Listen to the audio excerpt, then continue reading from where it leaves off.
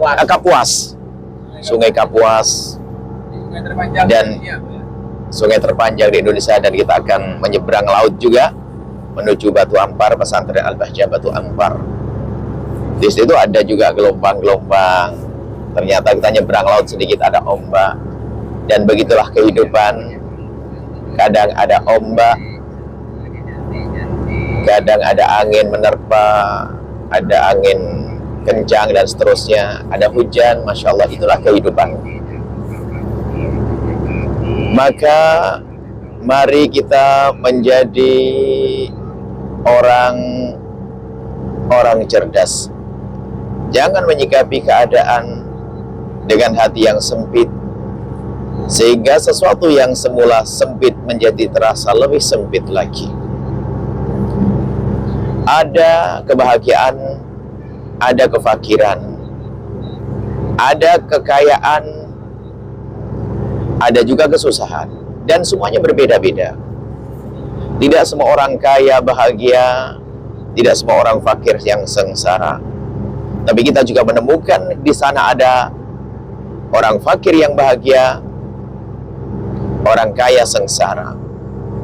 Sehingga jangan sampai di saat seorang di dalam kefakiran ditumpangi dengan kesengsaraan. Dalam rumah tangga harus indah dalam keadaan apapun. Kalau permasalahannya kurang ekonomi, kita harus cerdas. Di sana banyak orang kurang ekonomi tapi dengan penuh kemesraan. Jika Anda dirundung kesedihan dalam sisi ekonomi, kekurangan dalam ekonomi, maka jangan sampai kekurangan ekonomi menjadi berantakan rumah tangga Anda. Mari cerdas, mari kita cerdas menghadapi keadaan. Tentunya untuk meringankan beban ekonomi adalah kita harus belajar bagaimana cara hidup yang baik, mengurangi pengeluaran agar tidak semakin kita terpuruk, merubah gaya hidup agar semakin ringan, dan seterusnya. Jangan gengsi, sehingga kalau bahasanya orang Jawa menyukup-nyukupkanlah apa yang ada. Yuk kita jadikan bagaimana cukup. Kalau biasanya kita dengan lauk yang bermacam-macam, kita akan rubah sekarang dengan nasi liwet misalnya, murah meriah tapi enak, dengan kerupuk dan seterusnya. Dan ternyata yang menjadi sebab kita menjadi fakir dan semakin fakir adalah kesombongan dan kerakusan di dalam diri kita. Kerakusan di dalam diri kita. Kalau kita rakus, lihat, biarpun orang itu punya kekayaan yang melimpah, maka dia pun terasa menjadi seperti orang fakir. Maka aku sampaikan pada siapapun, di saat ekonomi lagi sempit, justru ayo kita membuat satu hiburan yang indah, yang tanpa harus mengeluarkan biaya. Bisa jadi kita di sore hari, kita duduk di bawah pohon yang rindang. Kalau kita di pantai dengan angin yang sepoi-sepoi, ataupun kita pergi ke sebuah tempat yang harus tanpa membayar mahal, tapi di situ ada keindahan. Kita bisa bercerita cinta yang indah. Oh, ada gelombang yang indah. Kita bercerita tentang cinta, tentang orang-orang soleh, orang-orang mulia, bagaimana mereka meniti kemuliaan. Cerita tentang keindahan surga, kebahagiaan di akhirat nanti. Cerita tentang harapan-harapan. Masih banyak yang bisa kita hadirkan dalam kehidupan kita yang indah. Akan tapi syarat terpenting adalah sebelum kita mendapatkan tambahan rizki yang sifatnya zahir, hissi, maka kita harus menghadirkan rizki batin, yaitu apa?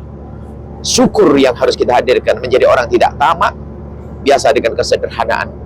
Biasakan dengan kesederhanaan, jangan gengsi dengan baju. Mohon maaf kalau tidak bisa beli baju bagus, bisa beli baju bekas lebih murah. Karena baju yang semula 100.000 bekas menjadi 20.000. Atau beli di pasar-pasar murah, kita harus beli ke supermarket yang besar-besar, tidak. Dan jangan gengsi, dan jangan biasakan menumpuk utang lagi, apalagi utang itu ditambah dengan utang yang haram, hilang berkah, tersiksa hati, hidup semakin susah. Belum lagi nanti ada sambungannya kesusahan di akhirat karena urusan dengan riba. Jadi kuncinya dalam mengurangi kepahitan dalam kefakiran adalah membiasakan dengan kesederhanaan, membenahi cara hidup kita, cara makan kita, cara berpakaian, dan kita kurangi pengeluaran-pengeluaran, ya. Kemudian Anda jangan gengsi dengan kesederhanaan. Kemudian setelah itu pandang di sana ada orang yang lebih susah dari kita. Hari ini ada orang yang punya kehidupan lebih susah dari kita, akan tapi mereka masih bisa tersenyum. Dan semoga Anda yang dirundung atau yang dilanda kefakiran, Allah lapangkan rezeki Anda, rezeki yang batin, ketenangan batin, rezeki zahir, kecukupan urusan dunia. Dan ingat, jangan mengambil yang haram. Biarpun Anda dalam keadaan terjepit, jangan mengambil yang haram. Haram akan menjadikan Anda semakin sempit, semakin tersiksa. Karena yang berani mengambil haram tampak bahwa dalam diri ada ketamaan. Dan ketamaan adalah kefakiran. Biarpun dia kaya raya, maka dia pun akan sempit seperti orang fakir. Masya Allah. Nuhibbukum fillah. Menyaksikan video ini, jangan lupa berselawat kepada baginda Nabi Muhammad sallallahu alaihi wa alihi wa sahbihi wasallam.